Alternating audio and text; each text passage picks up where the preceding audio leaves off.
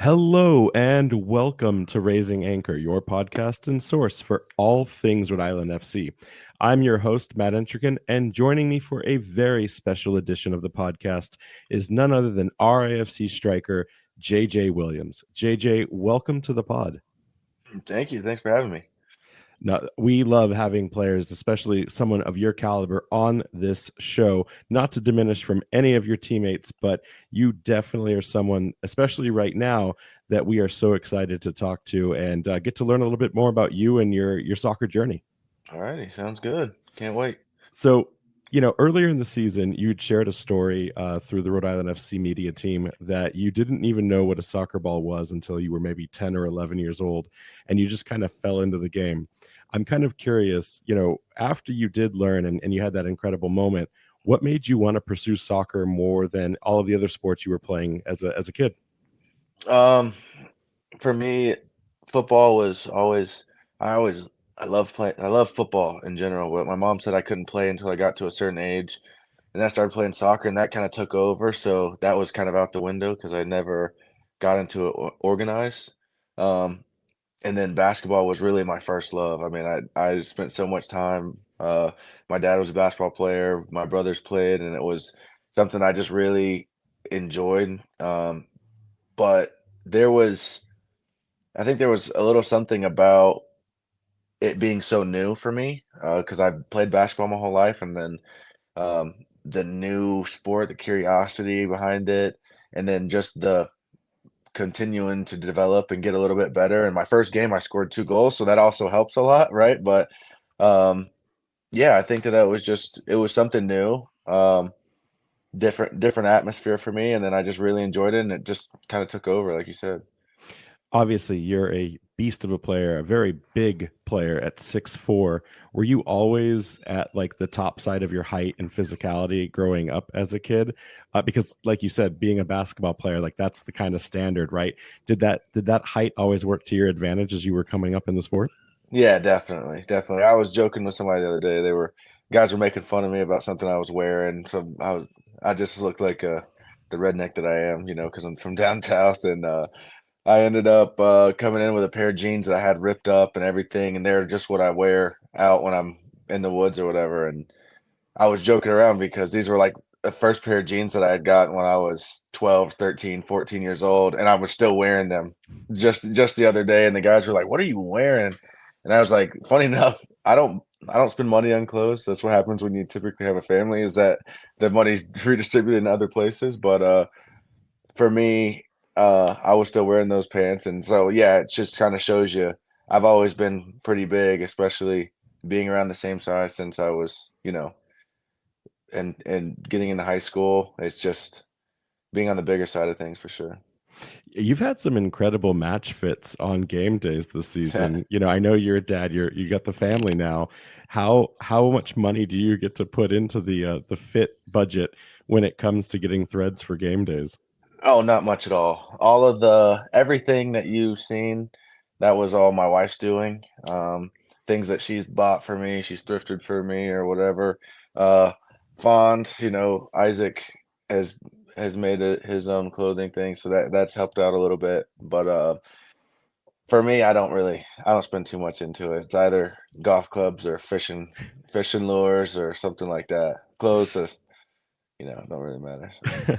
We're going to talk about that at the end here, but to move on, going through your youth time, I was surprised to learn that you actually had to play all of your youth soccer in Vestavia Hills outside of Birmingham, and you kind of growing up in Montgomery, that was a very long drive. That's a very long commute to participate in soccer. Right. What was that like? And have you seen soccer in Alabama kind of start to thrive and grow since you first got involved? Uh, First of all, definitely is growing. The amount of guys that have reached the next level and reached a high level has been fantastic. And it kind of started around my age period.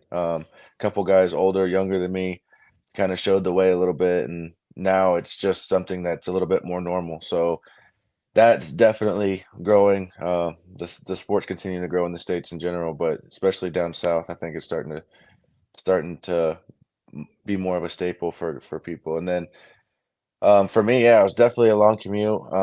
But we had 2 to 4 other people that were doing it, and so the carpools definitely helped. But my parents sacrificed so much for me to be able to do that, and being able to go up there 2, 3 times a week, sometimes more. But there was just we were very blessed with the resources that we had, but also we knew for us trying to make it to the next level and be competitive in the sport, we had to make that drive, if not, further to get to some good competition. So Well, that helped pay dividends because eventually you do get selected by the University of Kentucky, drafted into their soccer program, where you went on to have an incredible performance across your 3 years there, netting 24 goals in 57 games for the Wildcats. Uh, not only on top of that, you were a finalist for the Mac Herman Trophy. I right. guess we've talked a lot to players this season about sometimes college is a place to kind of grow into your body. Sometimes it's a place to hone your skills. What was that like for you? What was your time in Kentucky, knowing that you had a 7-0-1 conference performance and won 19 games overall in that season? What was that like? It's just for me, it was I feel like so much hard work had gone into before that point. Freshman and sophomore year, I feel like there's so much work that had gone into those 3 years before really having that success. Um, and then whenever he did, it felt like it was we've been preparing for that moment, right? And then things kind of flew off the hinges, and coaching staff was great. My teammates were fantastic, but it was just a real blessing because that was the first time that I saw myself. I knew that I always wanted to put myself in a position to go play at the next level, but that was one of the first times where it goes, okay, this could be a reality. This is the first moment where it really locked it into this is what I'm going to do. I'm going to get there. I don't know how, but I'm going to get there. And I was blessed to be able to do it. So um, go Big Blue. I love my alma mater. Have to go finish my school, but yeah, it's been a blessing for sure. It seems like another from your alma mater and another Alabama resident, Clay Holstad, seems to have kind of followed you around first at Kentucky. Later, he went on to join the Columbus Crew organization, the organization that drafted you. Right. Have you two always been close? And do you ever joke that he's just kind of always following in your footsteps? Yeah, yeah. We've always been close. I was playing with his brother growing up. Um, I was trying to think about the first time, maybe under 14. It was under 14, maybe the first time that we started playing with the Holstads and up in Vestavia, and they kind of took us in. It was me and my buddy Trey, and their family is amazing. You've had a chance to meet them; they're fantastic, and but they took us in anything that we needed in preseasons or whenever we were training for region tournaments. We had to stay up in Birmingham for a week or two. They took us in. That's not really too easy to do when you have five boys running around plus year two, or 5 boys total. And so they've been fantastic. They've been like family. And then the relationship has just kind of stayed intact. Clay is continued to play. His brother could have for sure, but he hasn't been playing anymore. And it's just the relationship that we kind of have with them is fantastic. So there's a whole lot of joking and messing around. And I think that now that we're older, there's like brotherhood between us, and a lot of joking around for sure, especially when we're out on the golf course and there's a little bit of shit flying back and forth. So whoops, but yeah. Who's the better golfer between the two of you? I'm gonna say me. Uh, I'm gonna say me for that purpose specifically, but no, he's a very good golfer. Very good. He's one of those guys that is good at anything that he does. We were throwing today at practice. We had a frisbee, and this guy's slinging the frisbee 40 yards. I mean, it's just he's one of those athletes that coming from the South, we did so many different things, and he picked up on all of them, and he does a really good job. So yeah, I think that you can kind of see he's played right back, he's played midfield, he's bounced around. He played up top with me in college. He played center back at one point, so he's a guy that he's like a Swiss Army knife. He really kind of has it all. So No, definitely. And we'll have to see. We'll have to get like some sort of golf charity next year where we can find a way to settle this once and for all. Because I've heard Yeah. Clay says he's better than you, so we'll have to settle that out on the course. But moving on, talking about your time with Columbus, I want to ask you just personally, and I'm sure a lot of players have said, "Oh, this is an incredible experience." But when you have to think back to being drafted in the first round, 18th pick overall, was that moment where you knew you had made it, or was that something where it's like, okay, I've been invited in to that next step, but I haven't earned anything yet? What was getting selected in the super draft for you personally?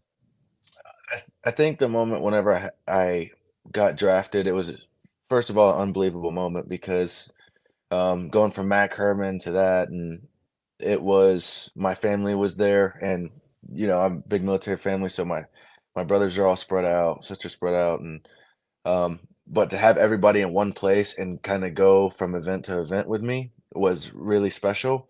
And then on top of that, to get drafted when not that long earlier, it didn't really feel like a possibility. And then, you know, your feelings, emotions, and then your expectations really develop into where whenever I got drafted, I thought I was so hungry and so eager to get started and get to work that it felt like I had just really begun. So it wasn't like I had made it. I knew that in the way that I operate and how my family, I haven't done anything yet. I got drafted and that was awesome, but I haven't done anything at the professional level, and that's where I really wanted to kind of make my mark. And so I still think that same way, as we're going into finally first game for me in my career where we could really win something. Um, I think that's the point when you start putting important wins together, important performances together, then you can talk about what you've starting to do or what you've done. But I have a lot that needs to be done, and hopefully it uh it starts with this next weekend. It reminds me a lot of something Coach Kano said in the opening video of, "We're here now, but we haven't done anything yet." So that Exactly. that's exciting to hear you embody that. Thinking back to your time with Columbus, that club was in kind of a bit of chaos at the moment that you joined, Right. having recently changed their ownership after the Save the Crew movement that prevented the franchise at least from moving to Austin. What was that first year like? Not just because it was your first year, but also it was a year of transition with a new ownership group. The fans were reinvigorated. What was that season like for you? I mean, everybody was super welcoming for me. In Columbus, everybody was super excited about what I had had. It was or my potential of what I could bring to the club. I think that the most important thing that I learned and one of the lessons that I learned, it's all about situation and timing because I think that Columbus is a you see the success they had in those following years has been fantastic. But that year that I was there, my initial year, it was a roller coaster ride to say, with, like you said, new owners, new manager, and then there's a lot of different things behind it. But being a young player, um, the little bit that I was able to develop while I was there in Columbus, and some of those guys that I got to play with, um, the older guys that were there, the veterans, really took me under their wing and tried to show me the best way um, to be a professional, and they did a great job of that. So I uh, I'll preach and all time, like time and time again. It's all about situation. When I was getting drafted, I wanted to go as high as possible, and the most important thing is finding that right fit to make sure that you can be in a great spot to really kickstart your career. So.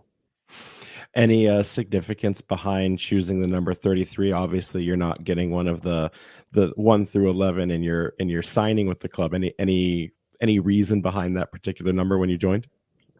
Um, no reason really. I think that I was looking at all the numbers that were available, and that one it just kind of stuck out to me.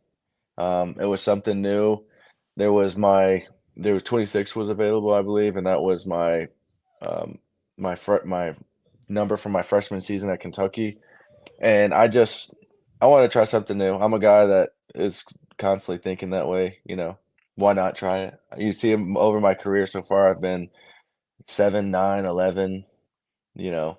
I've been all over the place. So it's about the player, not the number, right? That's how they like to say. So. Speaking of being all over the place, 5 clubs in 6 years inside the USL is quite the constant rotation and change.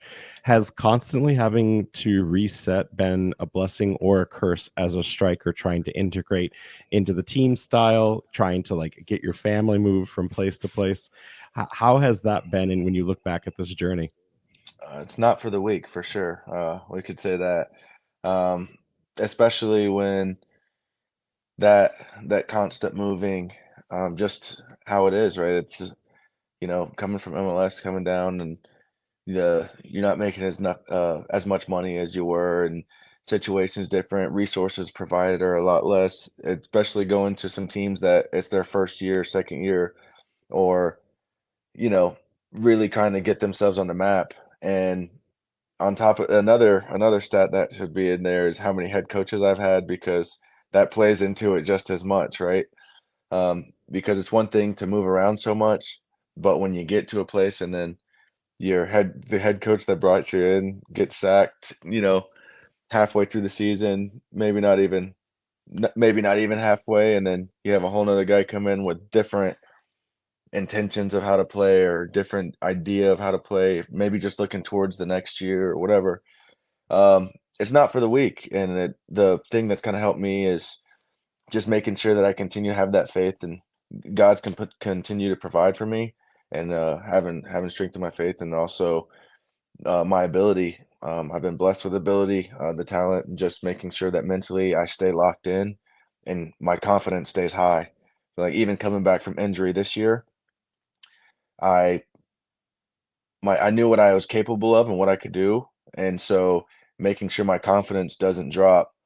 It's just about trying to prepare myself, and then when that moment, the opportunity, making sure I execute. But yeah, there's been a lot of change, and it's been great because I've been young and able to me and my wife and little man have been able to travel a little bit and see different areas, see where we want to settle down. But it's all about really where I can stay for a couple of years, and try to call home. So And I imagine that was a big part of the influence for you to join RIFC on a transfer between the Tampa Bay Rowdies into the Ocean State. You know, your journey to the club, a bit of a surprise for fans, having been announced at the kit reveal party. right. And, you know, it was so interesting to watch the fans who didn't even know kind of what Division II soccer was. And then you kind of burst on the scene, making your runway walk. And I knew immediately who you were from doing my research on the league. And it was just exciting to see, like, wow, like we went out and signed this incredible striker. I guess I would ask you, how do you go from an incredible season with the Rowdies, scoring 13 goals, getting 10 assists, to walking that runway at the Guild in Pawtucket in a chilly night in December? What was the story between then and there? I mean, a lot of changing, with our coach Neil leaving at the end of, halfway through season last year, and a lot of things switching around in the club. I mean, he was the one that brought me in and kind of saw that future for me. So, um, with professional sports, that's kind of how it works. There's a lot of moving parts and pieces, and it just happened that Kato reached out to me, and we were talking back and forth. We have a good relationship, but we were talking, and then with him getting the job and bringing people in and trying to make sure that he's bringing in the right guys, and did a good job with that. You can see that where we are right now is a lot of that is because of the players that we were able to get here, and but it just kind of happened so quick. Really, I was in Texas, seeing some family, and ended up got back from a hunt and ended up my agent called me and said, "Hey, this is a real possibility, something that can happen," and trying to get to that situation of where I was the guy. And that's been something that's been so important to me, is because I have so much to give. Just feeling like I need to find that right situation, and it's been good to me. It's been a blessing, especially in year one, and not as many goals as I probably want. Good thing is we got one more game, so I can try to add as many as I can, but also the team success that we're having so far this year is, you trade it in for it every single time if you could, because it's something truly special. One of the things when you got signed, the vision of what Coach Kano wanted to build suddenly became a lot more transparent. Only a few players had been announced at that point, and suddenly we see you, and it's like, okay, that's the target man. That's going to be the one that leads us to victory. And then a month later, we end up also signing the Golden Boot winner of the previous season in Albert Dikwa. I got to ask you, obviously, you guys have an incredible relationship. The whole team does. But when you first find out that there's another prolific striker coming into the system, is that one of those like, okay, I've got some really good competition now? Or is it like, hey, like, how is this all going to work out? I mean, really, it's all based off of the initial conversations with coaching staff after you get the news, right? Because um, sometimes you look at it and you go, "Oh, it's going to be competition back and forth, seeing who's going to be in that spot." What I've kind of learned, especially through last year working with Cal, was that that was kind of how it was always perceived. It was one or the other. And really, when we started having the most of our success was when we figured out how to do it together. And I think that's something that maturity level is just it's a lesson that you have to learn at some point. And thankfully, I was in that situation last year to kind of know how to deal with working with Dequa this year. And so it's been everything happens for a reason, and it's happened for a good reason, as we can see with where we are right now. Definitely. And so if we rewind the tape, we start at the beginning here. You start the season, the preseason, if I can, with a noticeable fact that you're not playing. There's a mend, you're injured and you're on a recovery track. What was it like knowing that you were going to have to go through spending time with the team in its earliest days and not going to be able to be out on the pitch and gel and know that you were going to have to come in? I mean, we didn't know as fans at the time that it wouldn't be an appearance until late May. How did you get involved with the team in the game, knowing that you weren't going to get any of those experiences or those moments on the pitch until a later point? And initially, it's frustration, being upset, knowing like dealing with an injury that could have been, dealt with and taken care of. But for me, I think that I was, as much as I want to be there in those early days, and be around the team, especially as a season opener, you know how electric that environment was, everything. I think that it was amazing because I was able to kind of have a different perspective on watching the game, experience the game, how would I fit into this, and then knowing how to apply myself immediately whenever I came back.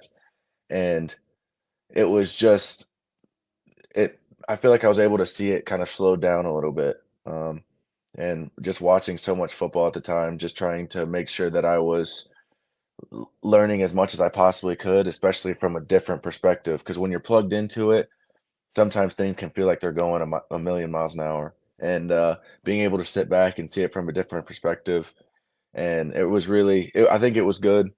Obviously, I would want to be there, but for us to get to that moment from the beginning of the year, sitting out the first couple of games, and then coming back and having to be on that little bit of that roller coaster until we hit our form closer to the end of the year has been it's great because you can really see the journey from this team, of everybody getting together, trying to gel, trying to figure it out, everybody trying to win spots here or there, um, getting a full team of roster of guys together about halfway, maybe a little bit past halfway when we get everybody here, and then everybody starts performing, and we are not just making playoffs, we're not just, Eastern Conference champions and going into a final and performing at the right time, peaking at the right time. And so I think it's amazing because you can just to see at the beginning of the year to the end of the year has been fantastic. No, it's definitely been a reward. And I want to ask, though, before we get to the end here, through that season, how have you actually enjoyed your time here in the Ocean State? What have been the pros and cons of coming up here in an expansion year with this organization? What have you learned? What have you enjoyed? Maybe what have been those opportunities that you weren't quite prepared for coming to New England? Um, it's been fantastic. Everybody's been super welcoming. Um, the everybody in the club is, my wife was just talking about the other day. We've been in a lot of places, as you can see from my resume, and not everywhere takes care of family this way. I think for my wife and son, it was just it was a great experience for them. My son loves the games. My wife loves to be at all the games, and the accommodations that were made, especially when we weren't in our own place to call home yet. We were at Bryant, and just the marketing team did a great job. If I needed more tickets or anything, it was just taken care of, and there was no kind of questions asked. It was, how can we make this the best experience for you? And from day one until now, it's been that same way, and it's been fantastic. I've met some great people along the way, had some amazing opportunities since I've been here, and I think that this it's only the beginning of it, because the networking piece, and especially being able to do something historic and special. Hopefully, these are some people that I can be plugged in with for a really long time, and um, like I said from the very beginning, it's been treated like family, so it's always going to be a special place for me. Is the wife and Trip going to be able to make the trip to Colorado Springs? Um, maybe not. I don't know. It's just a lot of figuring out pieces right now, and um, things are a little bit different when you got a 3-year old and one on the way. It's travel's a little harder than it used to be. But I either way, I know that he's going to be cheering for me. He already told me he expects me to score 4 goals, so hopefully I don't disappoint. The number just keeps going up apparently. So That's fantastic. So I want to talk about the physicality of your play style this year. One of the things that a lot of fans, and we have some incredibly smart fans, they've recognized how valuable your hold up play, your being a target forward at times has really helped this team thrive. But I know you personally have, and you kind of said it earlier here, you've not always been super excited with the amount of goal contributions you've had this season, despite the incredible link up and the support that you've provided to this team. When you don't end up on the score sheet, does it get to you, even though you have a positive result for the team and you see that success, does it eat you up inside that you weren't able to get that personal stat across the line? um, I think number one for me, no matter what, is the team getting a result. That's super important. I definitely, because my standards for myself and my expectation is so high that I think in every game, every time I step on the field, that's my expectation, is to put the ball in the back of the net or create for my teammates.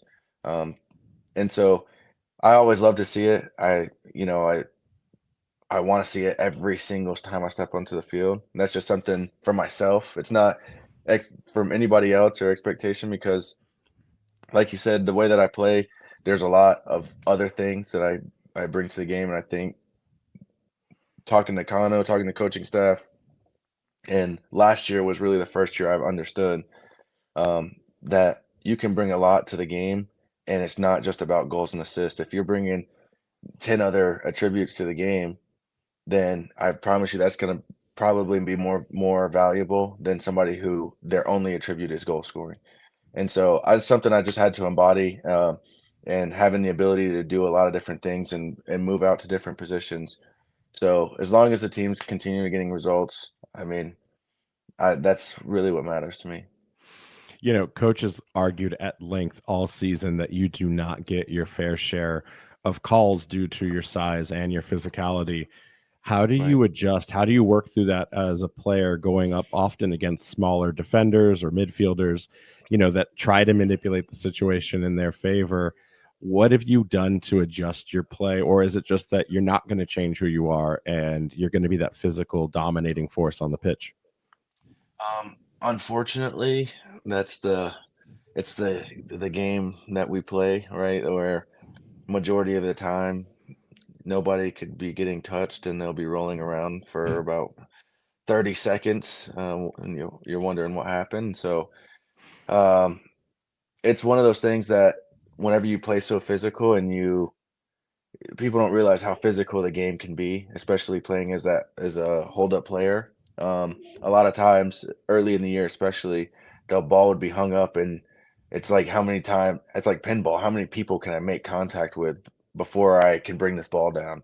And that's just it's part of it. Sometimes it's not the prettiest, but it can be effective, especially if it's done the right way. And it was kind of something that needed to be done right when I was coming back, and it was a key aspect for us going forward and kind of getting some of those results and getting the team back on track. So, um, like I said, I think that for me, it's just one of the tools I have in the toolbox, and one of the tools that we use whenever it's needed. But you see, as this year's kind of gone along, the team has progressed and how I was playing at the beginning of the year, doing a lot of that hold up play around the halfway line, this, that, and the other. The last couple of games, I finally had opportunities to get in behind, run at back lines, and kind of show a different side of it. So it's been really good. It's been a tale, two sides of the coin, really.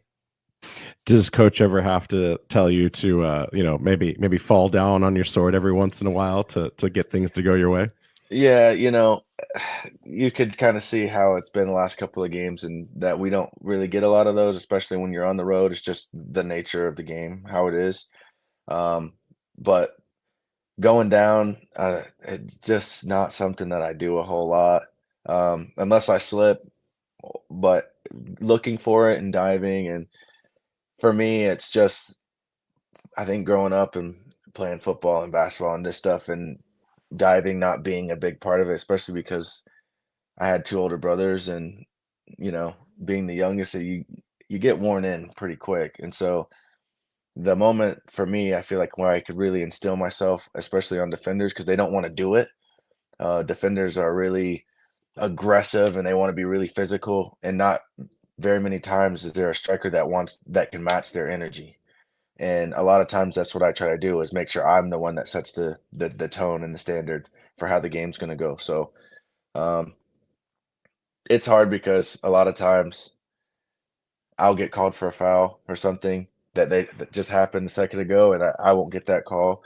But I know, with probably being one of the biggest forwards in the league, that's just how it's gonna happen, how it's gonna get played. So I've just learned to deal with it, um, and not expect a single call. Is That's just kind of the way that it goes. And the truth behind it is, whenever we're on the road, it doesn't matter from the beginning of the year to the end of the year, you can't expect one, just because you see how things change, how they happen, and how chaotic a game can get. So the last thing you want to do is put it in somebody else's hand to make a decision, right? It's just hopefully you can take care of it on your own first. So. You've experienced a goal contribution against every former team that you faced this season, with the exception of FC Tulsa. And I remember specifically after the Rowdies game that you had mentioned, after picking up the goal and the assist, that like you love to score against your former teams, that you're just there for it. How does JJ Williams psych himself up for game days? And do you do anything different against the former teams that you've played for? No, it looks pretty similar all the way through. I think that there's just something, and I think this is where it's kind of kicked on for me in the last couple of games, that where we can, where the performances have felt like they've spiked at it. But it's just, pretty much the same routine, and it's about being locked in mentally, not, you know, for for so long prior to, just kind of staying chill, relaxed. But whenever it hits game time, making sure that you're locked on your goal, um, locked on the objective, for whether it's the first half, first 15, 20 minutes, um, running around, flying around the pitch. The coaching staff was bringing up to me that right before the playoff started, and kind of through this stretch, that's the most distance that I had covered since I had been back. And so I think one part of that is getting fit, but the other part is the more work that you do, and especially in your preparation, but the more work that you do with all the other things, then the goals kind of come. Um, and it's like just being locked in and focused through every part of it. Not it goes back to Karifa or Morris or these guys or Grant, and it's a moment to like take a breath. It's all right. The ball goes back. How can I score? How can I be dangerous from this spot? And I think that's something that I've done a better job of as the years kind of gone along, and just making sure I'm staying locked in because I want it so bad.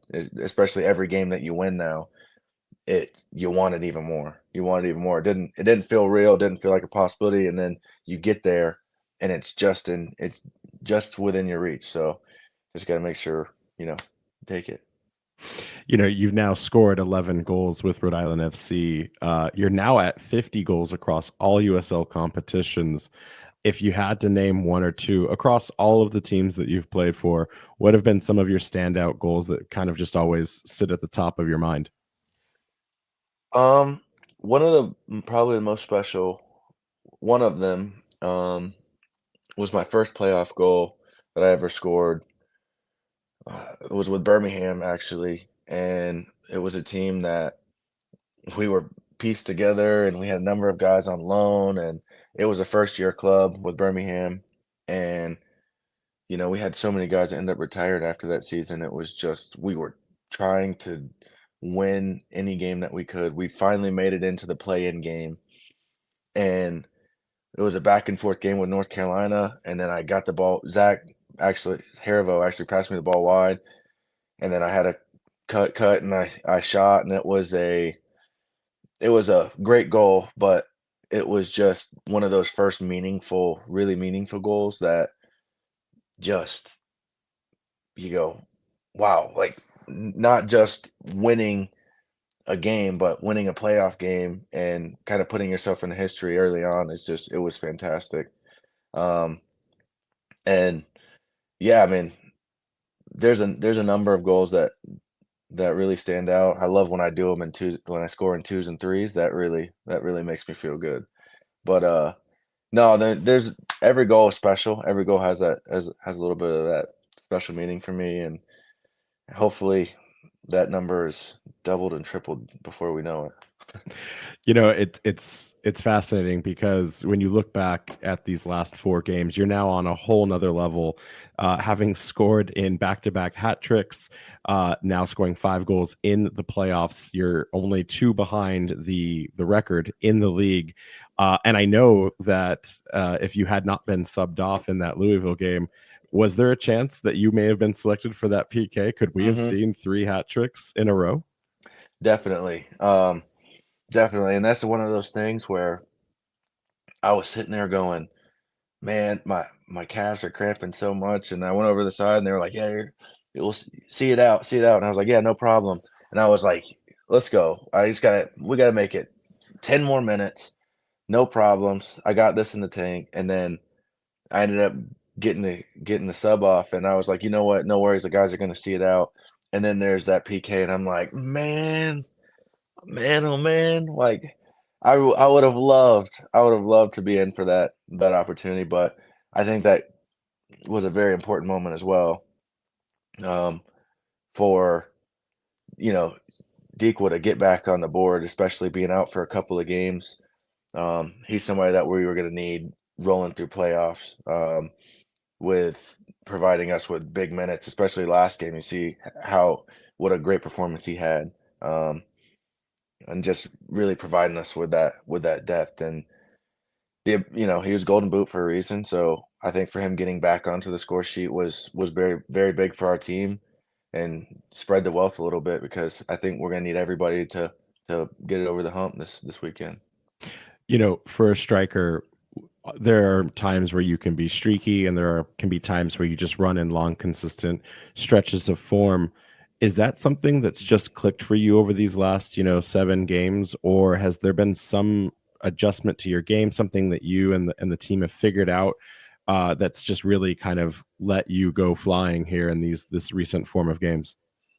I definitely think, coaching Marcos, one of the assistants in the coaching staff, has worked with me a lot with working with my game specifically, and working with the hold up play, and working with the hold up play, working with running in behind, and seeing every moment in which I can be dangerous and trying to make sure that I see those moments. He's done a great job because he's just, there's one moment where I go, yeah, maybe I could have made it happen. Then you see it on video and it goes, all right, and one time that really switched for me was before the Miami game. We talked about running in behind and stuff, and we had this video and clips about it. And then we we did that the day before the game, and then game got there, and I scored two of the goals that same exact way of making sure I'm switched on for balls in behind, and then you end up scoring a hat trick. And it was like we just went from video session, not even 24 hours later, and it's just being applied straight away, and goals were scored the exact same way. And I think that just kind of goes to show, that's one part that can really help streakiness. And I think there's one thing of seeing the ball hit the back of the net often and consistently that definitely adds to it. But for me, like, confidence has been high, especially from the beginning of the year since I came back. And you might not see all the goals that you want to see, but you know that they're there. And so that's one of the good things for me is I I don't have a problem with shooting. I don't have a problem with, you know, making sure like I put myself in that opportunity or have it. But like I said, from situation to situation, it's a lot of learning and figuring out where the success is, because the success that I had last year or the success I had the year before, it looks completely different to this year. And every team is different.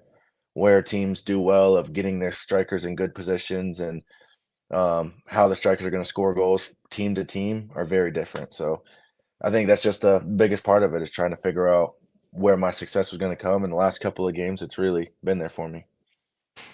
And it has rewarded you and this team in this incredible road run. You're now the Eastern Conference champions. The final is this weekend against the Colorado Springs Switchbacks.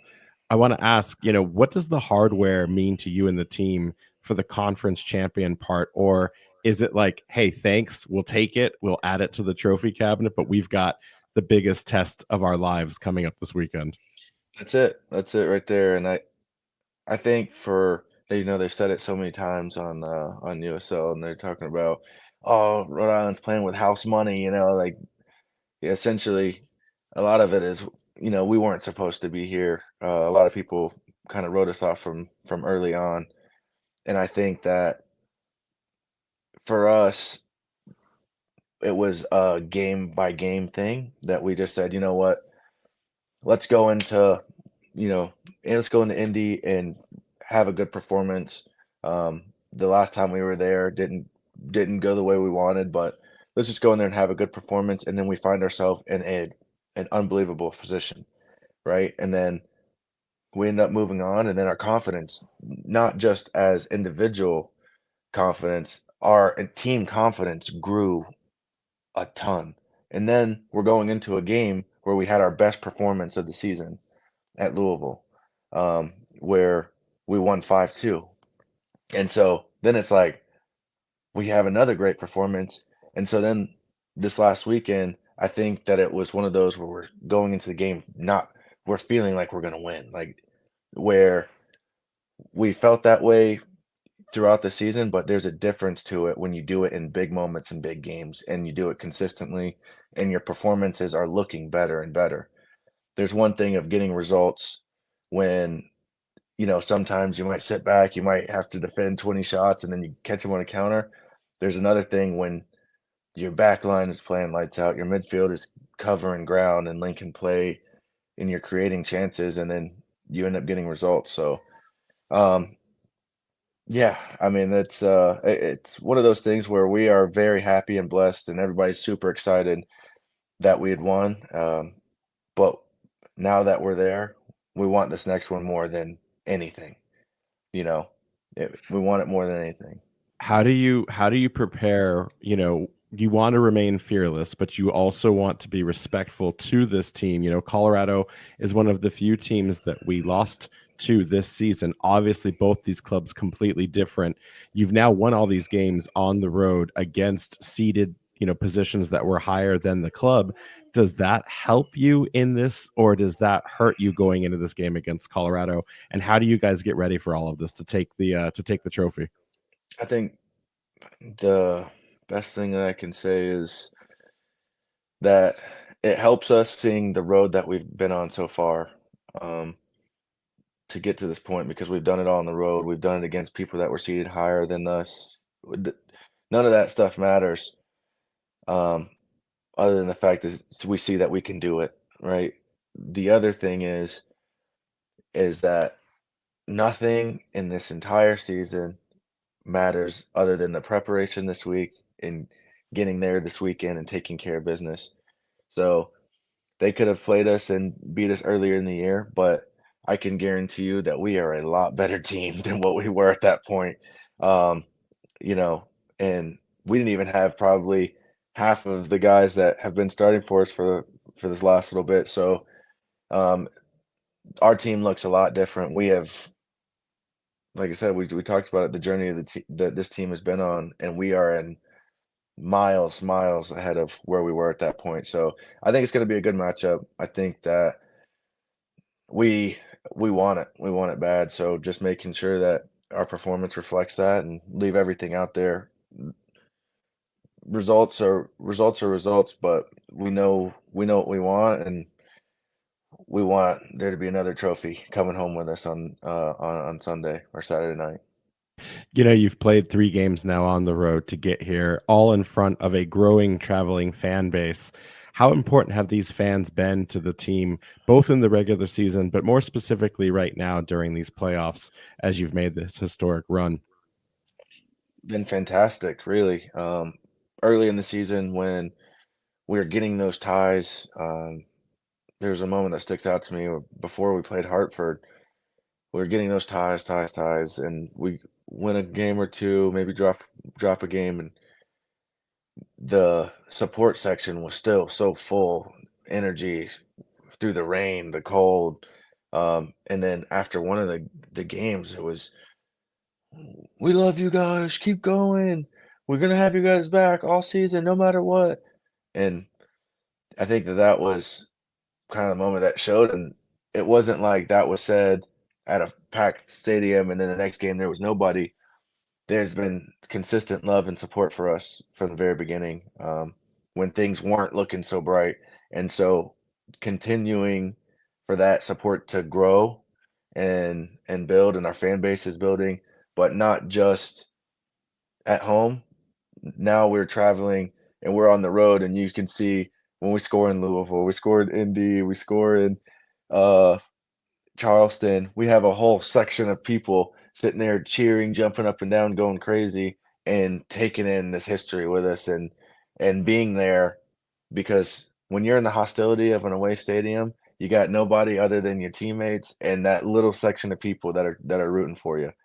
Other than that, everybody else wants you to fail. So it feels really good to be able to share some of these amazing memories with all the people that have been traveling and being there for us. And I know that's something that they'll definitely remember for sure.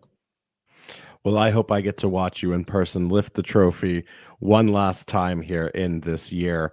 I guess to kind of wind things down, we mentioned it at the top of the hour here, but you're definitely a fisherman. You're a golfer at heart. What do you get to do in your downtime when you're not scoring hat tricks away? Have you had a chance to cast out here in the Ocean State this season? How are you occupying your time when Trip isn't demanding all of your love and attention? um, uh, a little bit. I've been able to fish a couple of times. Most of it is taking my son places where he can catch fish, but not me. So in terms of actually going and spending a whole lot of time, I haven't been able to do too much. I've golfed a ton. Um, there's just been some amazing courses, opportunities that are different from down south. So I've really enjoyed that. And I think family time has just been probably one of the biggest things for me. Like you said, Tripp's he's 3 years old. He's at a point in time right now where he wants all the attention, not just a little bit of it. He wants all of it. And the good thing is he's my little road buddy. So whenever we go to do something, he tags right along, like, going out to the golf course. I mean, he's hitting the golf ball like I've I would not have thought a 3-year-old could hit the golf ball, and so taking him out and kinda just doing those things with him is it's kind of where I spend all of my free time. Any moment that I have, especially when they're home, that's me. That's me for sure. Sounds like we'll have to get a fishing charter next year when the weather warms back up and see how much of a professional. I know you have some professional time as a fisherman under your Oh, belt, yeah. so we'll Oh, have yeah. to see. Do maybe like a potluck on who can win the grand prize there. But JJ, thank you so much for taking the time for fans to get to know a little bit more about you, how important this season has been to you and your family. And we can't wait to see what incredible things you're going to accomplish this weekend and help us get that first star and make so many different platitudes of history in this final night to come. Thank you so much for joining the pod and being a part of history with us. Thank you, I appreciate it. In the meantime, make sure to check out all of the Blazing Musket coverage for your New England soccer area and RIFC coverage at theblazingmusket.com. And of course, you can follow us at Twitter, Threads, and TikTok, as well as Blue Sky now at RIFC Podcast, our Instagram at Raising Anchor, and our own website, raisinganchorpodcast.com. JJ, never say die. Anchor's up, and let's go get this final W. Let's get it.